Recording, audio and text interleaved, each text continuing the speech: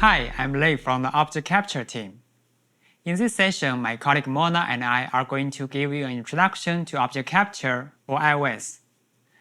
Before we get started, let's review what is Object Capture and how it works today. Object Capture employs cutting-edge computer vision technologies to create a lifelike 3D model from a series of images taken at various angles. These images are transferred to a Mac, where Object Capture API is used to reconstruct the 3D model in a matter of minutes. Since the release of our API for Mac, we have seen many apps leveraging Object Capture to produce high-quality 3D models. We have received a lot of feedback from you. We are now taking a big step to bring the full Object Capture experience to iOS. This means we can now do both capturing with a user-friendly interface and on-device model reconstruction, all in the palm of your hand. We also provide a sample app to demonstrate this workflow on iOS. Let's take a look at the sample app in action. We will use the sample app to create a 3D model of a beautiful vase in a breeze. First, open the sample app and point it at the object. You will see an automatic bounding box generated before you start capturing. Then circle around the object, where Object Capture automatically captures the right images for you. We provide visual guidance on regions where we need more images, along with additional feedback messages to help you capture the best quality shots. After we finish one orbit, we can flip the object to capture the bottom. Once scanning for 3 segments are completed, we'll proceed to the reconstruction stage, which now runs locally on your iOS device. In just a few minutes, a USDZ model will be ready for use. As part of the developer documentation, we provide the source code for this app, so that you can download and try it yourself right away. You can also use it as a starting point for creating your own applications. Now that we have seen a demo of Object Capture on our new sample app, let's move on to all the new exciting features this year. We will start by introducing the improvements to Object Capture, which now uses LiDAR to support scanning more objects. Next, we will demonstrate the guided capture feature, which simplifies data capture for your objects. Then we'll explain how to create an Object Capture flow on iOS with our Object Capture API. Finally, we will highlight several new enhancements to our model reconstruction capabilities. Let's first look at the support for more objects with LiDAR. To create a high-quality 3D model, it's important to select an object with good characteristics. Our Object Capture system performs best for objects that have sufficient textual details, but we have made further improvements this year. We now support the reconstruction of low-texture objects by leveraging the LiDAR scanner. Let's take a look at this chair as an example. It lacks textual details, making it challenging for Object Capture to create a good model of it. However, using LiDAR, we are able to reconstruct it in better quality. During capturing, we take RGB photos of this chair. However, because the seat and the back are textureless, we cannot recover a complete model of it. In addition to RGB images, our API also collects point cloud data with LiDAR, which helps to produce a comprehensive representation of the object's 3D shape with enhanced coverage and density. Finally, a complete 3D model is generated from the fused point cloud data. Here are the models of additional low-texture objects whose qualities are improved by our LiDAR-enabled system. Although we now support low-texture objects, some objects still present challenges. It's best to avoid objects that are reflective, transparent, or contain very thin structures. Now that we have seen what objects are supported, let's take a closer look at how we can use guided capture to easily scan your objects. We provide guided capture, which automatically captures images and LiDAR data. It also provides helpful feedback during the capturing process. Additionally, it provides guidance on whether you should flip an object or not. We automate the data capturing experience instead of requiring you to manually choose good view angles and press a button. When you circle around the object, our system will automatically select image shots with good sharpness, clarity, and exposure, and collect LiDAR points from various view angles. To capture all the details of your object, we highly recommend taking photos from as many angles as possible. We provide a capture dial that indicates which areas of the object have adequate images. We suggest filling the capture dial completely by scanning your object from all angles. In addition to auto capture, we provide real-time feedback to assist you during the capturing process. Firstly, ensure that the environment has good lighting to obtain accurate color representation. If it's too dark, you will receive a reminder to adjust the lighting conditions. We recommend using diffuse lights to minimize reflection or highlights on the object surface. Secondly, move around the object slowly and smoothly while holding the camera steadily to avoid blurry images. If you move too fast, automatic capture will stop and will remind you to slow down. Thirdly, maintain a suitable distance between the camera and the object so that the object can fit in the camera frame properly. If the distance is too far or too close, a text reminder will appear. Finally, always keep the object in the frame. If the object goes outside the field of view, automatic capture will pause, and an arrow symbol will appear to remind you to adjust the viewing direction. To get a complete 3D model of your object, capturing all its sides is crucial. Flipping the object can help to achieve this. But whether we should flip an object depends on its attributes. If your object is rigid, flipping is a good idea. But for deformable objects, it is better not to move them because their shapes can easily change. For texture-rich objects, flipping is recommended, but it's important to avoid flipping objects that have symmetric or repetitive textures, because this can be misleading to our system. Additionally, flipping textureless objects can be challenging for object capture, since we need sufficient textures to stitch different segments together. To help with this, we provide an API to suggest whether an object is textured enough for flipping. When you decide to flip an object, scanning it in 3 orientations is recommended so that we can get images of all sides. And it is best to use diffuse lights to minimize shadow and reflection over the object surface. Image overlap between different scan passes is also important. Part of the object in a scan pass should be captured in previous passes. We provide visual guidance on how to flip an object properly. If an object cannot be flipped, we suggest capturing it from 3 different heights to get images from various view angles. For mostly textureless objects, it is recommended to put them against a texture background where they can stand out. Object Capture is available on iPhone 12 Pro, iPad Pro 2021, and the later models.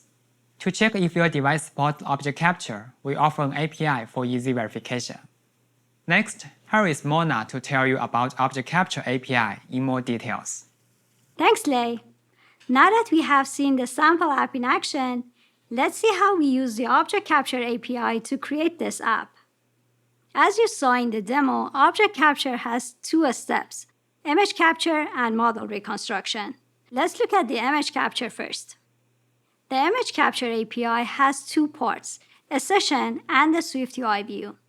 The session allows you to observe and control the flow of a state machine during the image capture. The SwiftUI view displays the camera feed and automatically adapts the UI element it presents based on the state of the session. Our SwiftUI comes without any 2D text or buttons. This allows you to customize the look of your app and to more easily incorporate Object Capture into your existing app. Let's look in detail at the Object Capture state machine. A session starts in the initializing state when it is created. You will then make function calls to advance the state. The session will transition through ready, detecting, capturing, and finishing. Once in the finishing state, the session automatically moves to the completed state.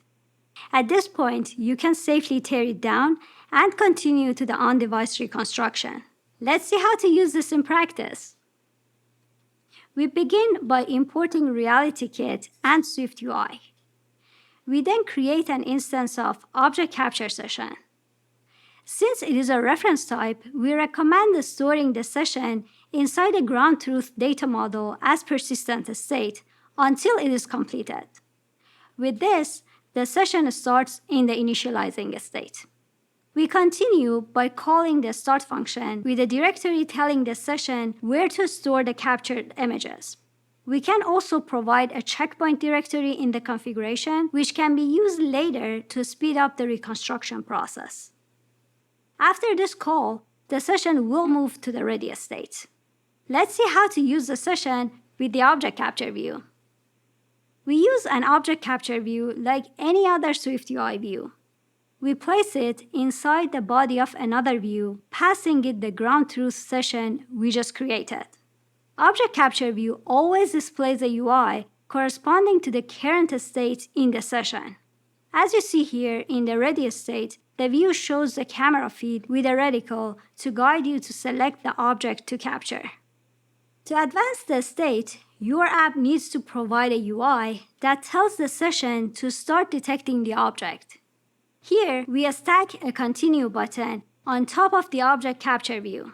When pressed, it calls the Start Detecting function to move to the bounding box detection state. In the detecting state, the view automatically changes to show a bounding box around the currently detected object. You can manually adjust the size and orientation of the bounding box if needed. Our sample app also provides a reset button to allow restarting the object selection process in case you want to select a different object. This will take the session back to the ready state. Similar to the transition from ready to detecting, you need to provide a button to tell the session to start capturing once you're happy with the object selection. Here, we use a Start Capture button that calls the Start Capturing function. After this call, the session moves to the capturing state. In the capturing state, the session automatically takes images while you slowly move around the object. The view displays a point cloud and a capture dial that shows where we have collected enough images of the object and where you still need to capture more. The scan pass is completed when the capture dial is entirely filled. When the capture dial completes, the session sets the user completed scan pass property to true. At this point, our sample app gives you the option to either finish the session or to continue capture more images. We assign a button for each option. For the best model reconstruction, we recommend completing 3 scan passes. Let's see how to move to the next scan pass. You can start a new scan pass in 2 ways, depending on whether you decide to flip the object or not. Flipping allows you to capture those sides of the object that are not visible in the current pass, for example, the bottom of the object. For this, we call Begin New Scan Pass after flip, which moves the state back to ready. You will then have to perform box selection in the new orientation. If you decide not to flip the object, you can instead capture more images at a different height. For this, we call Begin New Scan Pass. This resets the capture dial, but the session remains in the capturing state since the bounding box has not changed. When all passes are completed, the sample app provides a Finish button.